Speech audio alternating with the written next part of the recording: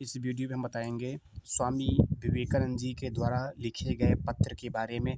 उन्होंने अपने पत्र में क्या लिखा, इससे पहले मैंने एक वीडियो और बनाया था, जिसमें मैंने बताया था कि उनके जो पत्र लिखे गए उनको मैं पढ़ रहा था। उसमें मैंने बताया था कि उनके पत्र से पढ़ने से ही ये बात समझ में आ रही थी कि उनको भारत में कितना संघर्ष करना पड़ा पैसों को इकट्ठा करने में।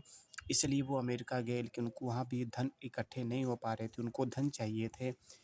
वो रात-रात भर भाषण देते, कठिन परिश्रम करते, लेकिन फिर भी उनको सफलता नहीं मिल पा रही थी।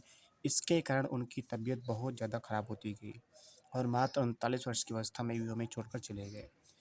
तो ये पत्र मैं फिर से पढ़ने जा रहा हूँ। ये पत्र नया पत्र है। जो पत्र उन्होंने लिखा था नवंबर 1894 को, लिखा था श्री हरिदास देसाई को लिखा था पत्र उन्होंने।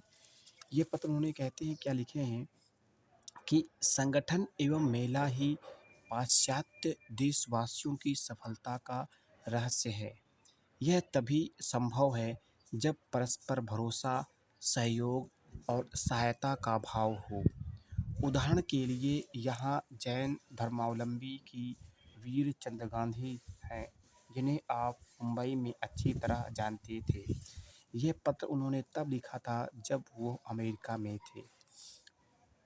वो लिख रहे हैं कि वे लगे हुए हैं सिद्ध करने में कि ये लोग तो अब हमारी जाति के ही नहीं रहे।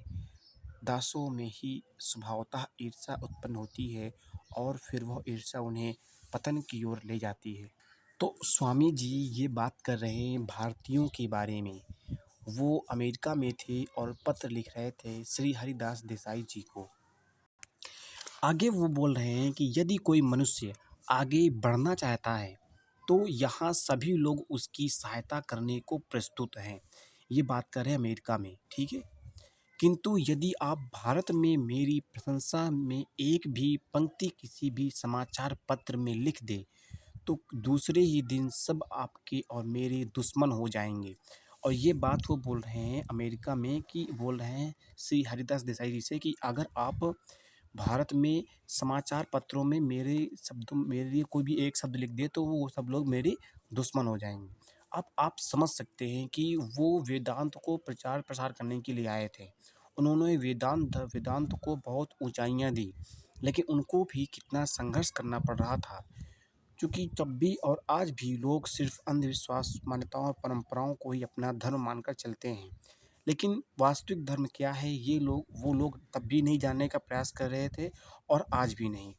फिर वो लिखते हैं यदि यही तो गुलामों का स्वभाव है, वे अपने किसी भी भाई को जरा भी आगे बढ़ते हुए नहीं देखना सहन नहीं कर सकते हैं। ठीक है, देखना सहन नहीं कर सकते। ये वो लिख रहे हैं कि भारतीयों के बारे में लिख रहे हैं। तो आप लोग देख सकते हैं और समझ सकते हैं। स्वामी जी अगला पत्र लिखते हैं बहन निवेदिता को। पत्र लिख रहे हैं 5 मई 1897 को। ये चीज़ समझिएगा, पढ़िएगा और देखिएगा। अब आप लोग खुद देख सकते हैं कि जो उनके पत्र हैं, उनके पत्र से ही ये बात समझ में आ जाती है कि उनका स्वास्थ्य अच्छा नहीं था। वो एक सुडौल शरीर के थे, उनके चौड़े कंधे थे, अच्छा शरीर था। इसके बावजूद जो युवा थे, इसके बावजूद वो सिर्फ़ 39 वर्ष की आयु में ही हमें छोड़कर चले जाते हैं।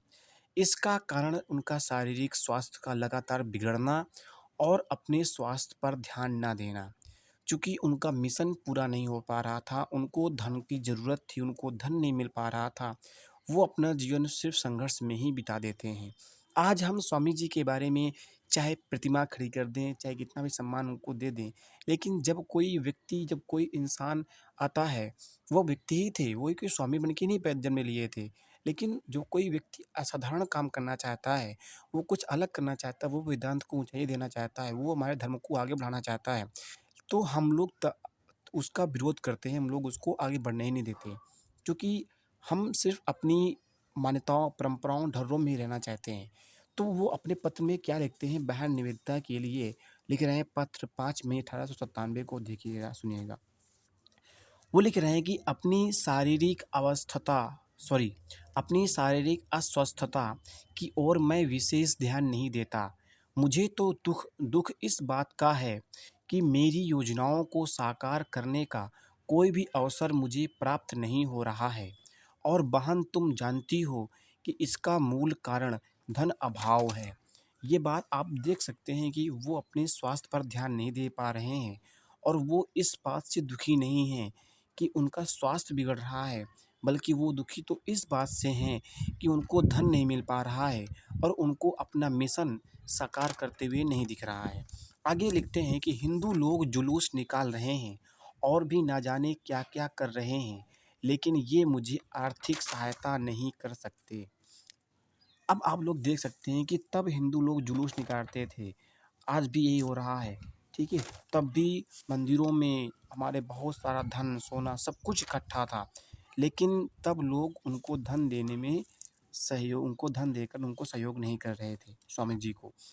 आगे लिखते हैं कि जहाँ तक आर्थिक सहायता का प्रश्न है, वो तो मुझे मिली दुनिया में सिर्फ़ इंग्लैंड की मिस मुलर और कैप्टन, ठीक है, सेवियर से। तो ये सेवियर से वो लिख तो वो बोलते हैं कि उनको जो धन मिला है वो सिर्फ़ इंग्लैंड के से ही मिला हुआ है। आगे वो लिखते हैं, आगे स्वामी जी लिखते हैं कि मुझे लग रहा था कि अगर मुझे 1000 पाउंड मिल जाए तो मैं कलकत्ता में पहला अपना केंद्र बना दूंगा, लेकिन मेरी वो बात भी सफल नहीं हो पाई क्योंकि मैंने 10-12 साल पहले के दामों के हिसाब से सोचा था और 10-12 साल बीतते बीतते कलकत्ता में महंगाई 3-4 गुना बढ़ चुकी है। उनको लग रहा था अगर उनको 1000 पाउंड मिल जाए तो वो अपना पहला केंद्र कलकत्ता में बना देंगे, लेकिन वो भी अब साकार नहीं होगा क्योंकि 10-12 साल पहले के हिसाब से उन्होंने सोचा था और अब वास्तव में महंगाई 3-4 गुना बढ़ चुकी थी।